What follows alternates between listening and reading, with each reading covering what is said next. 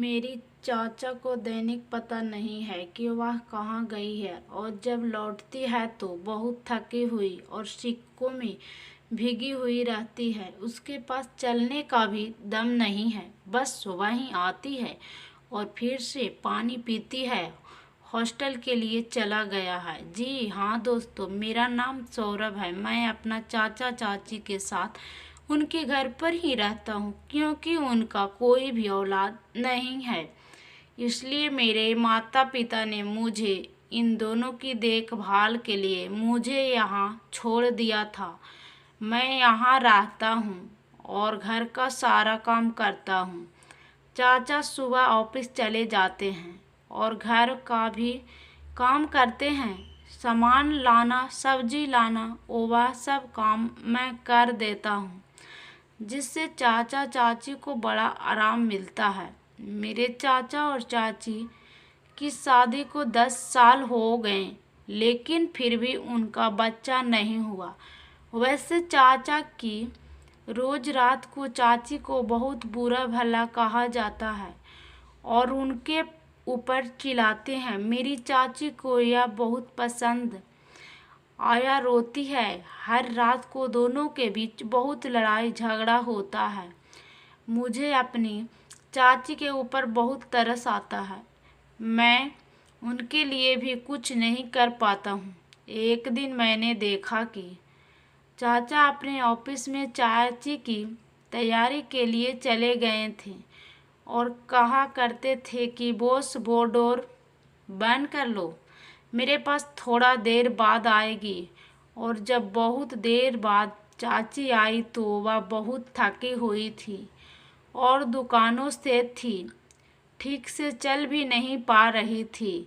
मैंने उनसे बहुत पूछा कि क्या हुआ चाची, लेकिन उन्होंने मुझसे कहा कि वह अपने कमरे में चली गई। एक दिन हुआ तो ठीक था, लेकिन यह कहानी तो हर दिन की होती थी।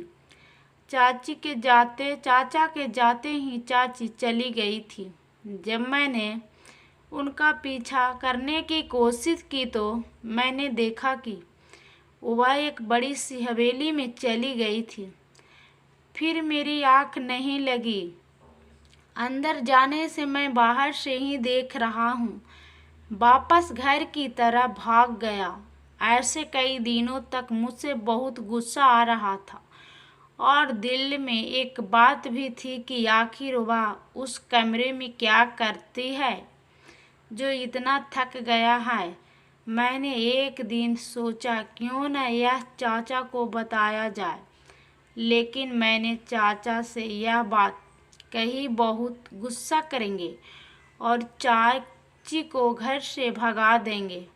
लेकिन मैंने चाची से यह बात नहीं बताई और अगले दिन मैंने चाची को पीछा किया और सोचा कि आज तो मैं यह पता करके ही अंतिम चाची उस हवेली में आखिर दिन क्या करती है। फिर मैं उसका पीछा करते करते वहाँ पहुँच गया। वह अंदर गई और अंदर से दरवाज़ा बंद कर लिया। फिर मैं उस हवेली के पीछे गया और वहाँ पर खिड़की से अंदर देखा तो मेरे होश उड़ गए। अंदर तो एक तांत्रिक बैठा था।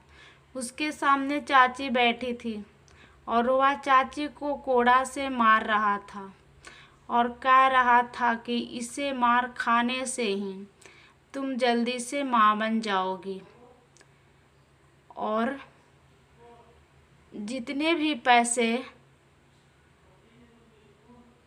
लाई हो सब मुझे दान करो। उनकी यह सब बातें सुनकर मैं तुरंत ही अपने माता पिता के घर गया और उनको यह सब बातें बताई।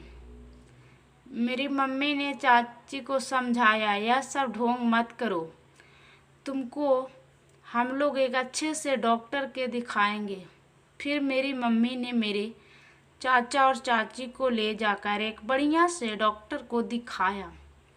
डॉक्टर ने कहा ज़्यादा घबराने की ज़रूरत नहीं है, यह छोटी सी दिक्कत है, आप 1 महीने तक मेडिसिन खाएंगे, देख लेना आपको बहुत जल्द फायदा हो जाएगा। और जो डॉक्टर ने कहा था वही हुआ, उनको जल्द ही एक बच्चा हो गया। चाचा और चाची बहुत खुश थे। उनको देखकर आज सौरभ भी बहुत खुश था। आज सौरभ की सूझबूझ के कारण ही उन दोनों को एक जिंदगी मिल गई थी। प्लीज़ दोस्तों हमारी वीडियो को लाइक, सब्सक्राइब, शेयर ज़रूर कीजिएगा दोस्तों।